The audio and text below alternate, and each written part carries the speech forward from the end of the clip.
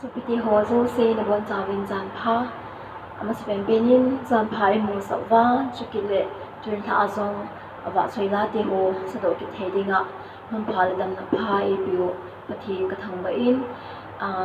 twa hen ki hola he pung song na khat ma khai ho ahu wal ta an baro ho ahu nai ta in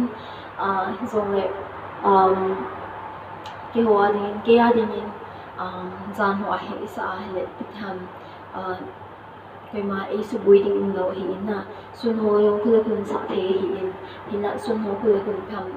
kita kêu ba lo le king de na lai sa nga ti a hi jana hi ấy sự bùi định lawa ki sa hin aji so atam zo hin he diu hi na mi na o ma ki ji xuân hồi kule kun pha rong kan ni ti ai to wa hi song le lo le til ibol nom khat ibol long hin le cả là lệ trên bố lôi thì hay là thiếu ibol bang khai hay là eman thầm ema để dan ibol khát giống cái đa ta ama hoa sen lang cái ball jing sẽ thì ở trên cái free ta thì ta bảo chơi la sa thì na ông tuổi thì trên cái mà tuổi hen cái nào giống ai mình mà hiện tại thì trên tuổi hiện cái free mọi hiện na in la cái chỗ này thì dùng để tham nộp là khát thì dễ chun tham nộp là khát ibol nông khát ibol độ tiền để ilung thì mà cái bàn gì thì dễ chun kêu hiện chi tuân hạ hiện chỉ là hiện cái xã độ là hoài hiện hiện cái hàm cây bây giờ này ăn nôm lâu tinh liêu vớiคนcả ông Việt Nam hiện chỉ ăn chun kêu hiện chỉ hiện vợ chun này đi nên hồi này trong tổng thân này là xã Kisu này muốn thì là hiện vợ chun này đi nên hiện sang này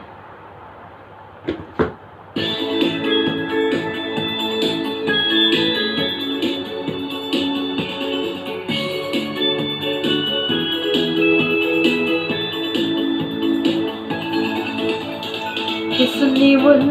nang ho pakai ana kipiduon dalung kipum piuvin ang ilut na beti nei lo nang ding na Kisu ni won nang ho pakai ana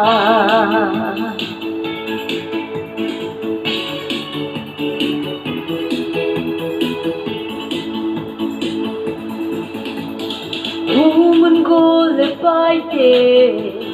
ba kai kem bula lung ke si pume ama hin zut ubin lung den het so se aman adam sa no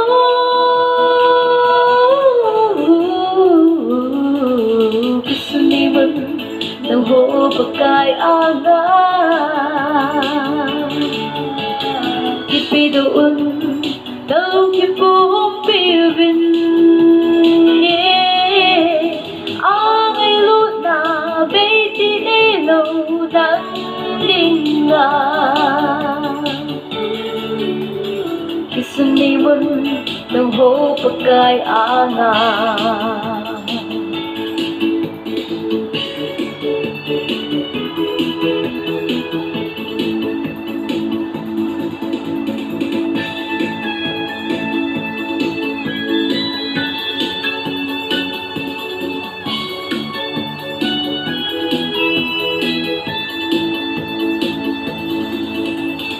Hết tình phát đi xin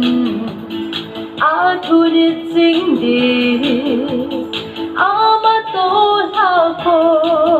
in thu kipa sinh đi vai hô thu nu ngilla kipui sa sinh sinh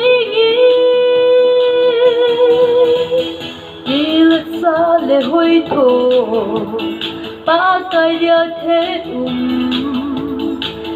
thahan ho so nga ding so lo di pakai kul kya nei ho di tha som na ngay lo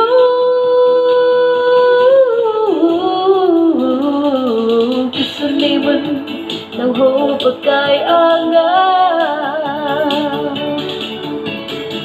phi đồ đâu thêm bóng bì vinh ngày lúc nào bé đi để lâu nắng đinh Kisu ni mun nang ho pakai anga